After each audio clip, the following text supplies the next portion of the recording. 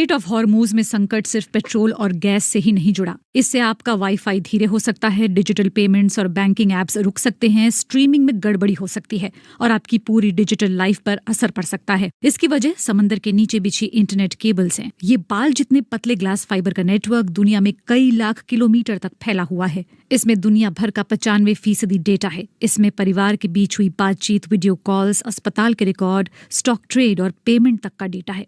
ये केबल्स तूफान, deep sea pressure और यहाँ तक हल्के भूकंप को भी झेल सकती है, लेकिन जानबूझकर किए गए नुकसान को नहीं झेल सकती। केबल टूटने की सूरत में इन्हें ठीक करने से काफी पैसा और समय लगता है। जहाज खराबी का पता लगाते हैं, फिर केबल समुद्र तल से ऊपर खींचते हैं, जोड़ते हैं और कनेक्ट करते हैं। तब तक इंटरनेट ट्रैफिक को दूसरे नेटवर्क से चलाया जाता है, जिससे सब कुछ धीरे हो जाता है। हमने देखा है कि ये कितना खराब हो सकता है। 2025 में रेड सी में केबल्स कट गए थे, जिसका भारत और पाकिस्तान में डिजिटल पेमेंट्स और बैंकिंग में महीनों तक असर रहा था।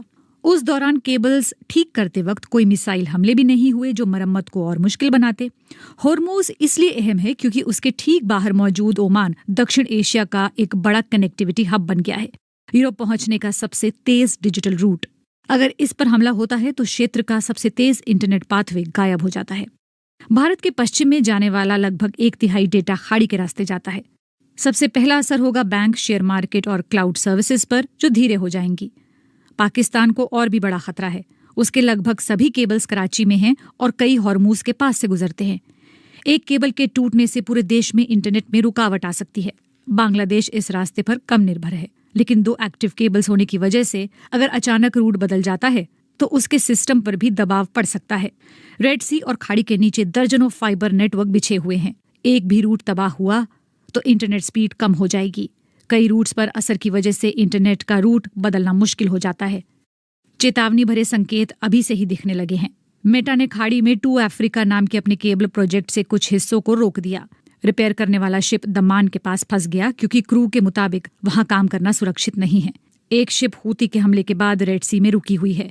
यूएई और बहरीन के डेटा सेंटर्स पर हुए हालिया हमलों ने क्षेत्र में टैक्सी, पेमेंट और बिजनेस पर असर डाला है।